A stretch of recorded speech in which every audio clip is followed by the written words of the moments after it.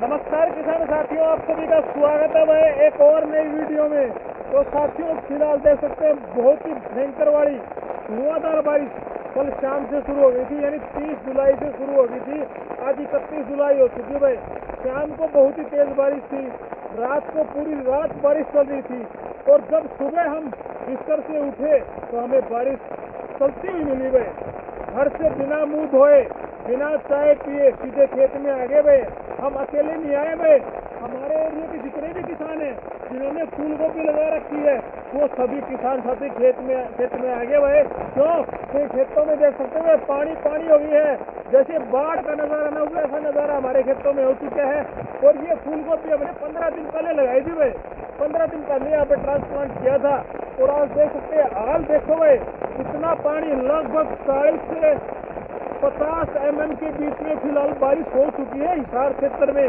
और अभी भी बारिश रुकी नहीं है। अभी देखो इंद्र भगवान जागे हुए हैं और इंद्र भगवान अभी बारिश कर रहे हैं। और हमने देखो जो मेड़ बनाए थे, मेड़ के ऊपर से पानी फिर गया है। और जो पौधे हमने यहाँ पर ट्रांसप्लांट किए थे ना, उनकी सिर्फ चोटी नजर आ रही है। तो आप कमेंट करके बताओ भाई, इन फूल गोभी को सक्सेसफुल करने के लिए हमें क्या क्या करना चाहिए। वैसे हमारे पास तो संसाधन तो पूरे हैं, संसाधन मतलब पानी उतारने का जरिया हमारे पास है, जो कि बोर हमने बना रखा है। ये देखिए मैं दिखाना चाहूंगा, ये बड़ा बोर फिलहाल और फ्लो हो चुके हैं, क्योंकि एक लिमिट होती है हर चीज की लिमिट होती है, वो लिमिट भी क्रॉस हो चुकी है। बोर पानी लेने से बंद कर दिए, ओवरफ्लो हो चुके हैं। तो तवा हफ्ता जमीन का वो ऊपर आ चुका है भाई। कितना पानी ले, क्योंकि लगातार 12-13 घंटे से बारिश हो रही है और अभी देखो और भी तेज हो चुकी है। तो साथियों हमारे आपसी क्षेत्र में, हिसार क्षेत्र में देख सकते हैं फूल गोभी का बहुत ही बुरा हाल है। जिन्होंने 1 महीने पहले फूल गोभी लगाई थी या 2 महीने पहले फूल गोभी लगाई थी, अभी इससे नुकसान क्या होगा हमारे जैसे किसानों को।